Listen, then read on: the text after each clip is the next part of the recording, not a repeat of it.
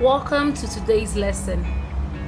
Today we'll be looking at the protractor. Yes, the protractor.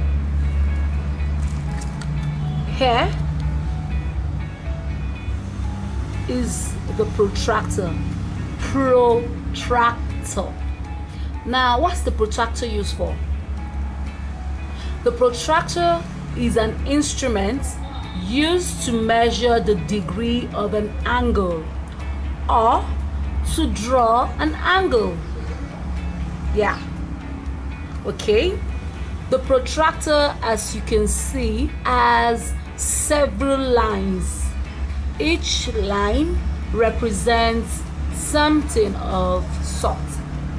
Okay, so we'll be looking at the different lines that are on the protractor, which helps you to use it properly and effectively.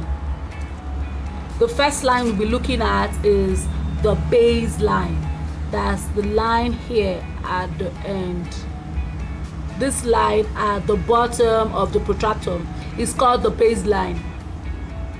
This line is the line you place directly on the base of the angle you intend to measure, or on the straight line you want to use for the construction of your angle. Here, that's the baseline.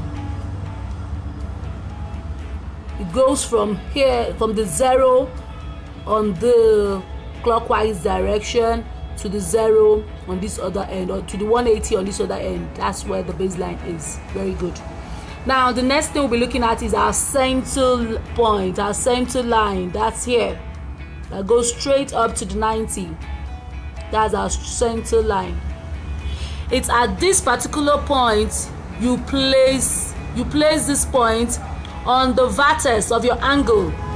Whenever you want to measure your angle, this particular point is the center point. That's also the point you place on the center mark on the straight line when you want to construct an angle. So this line that moves from this point up to this point is your center line. And you can see it's where we have our 90 degrees. 90 degrees.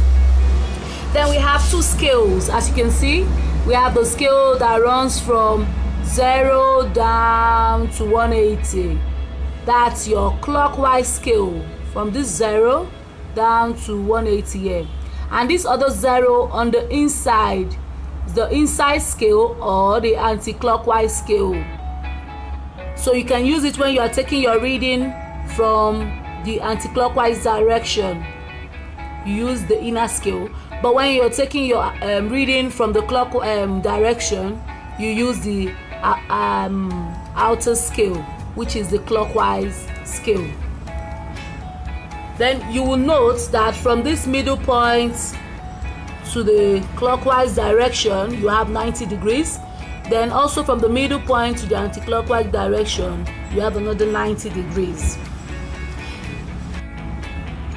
Now the smaller lines at the tip of the protractor represents 1 unit.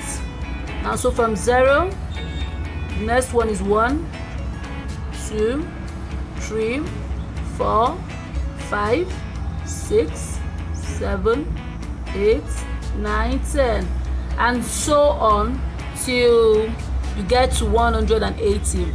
Now these little lines help you to measure angles that are not ending with 0.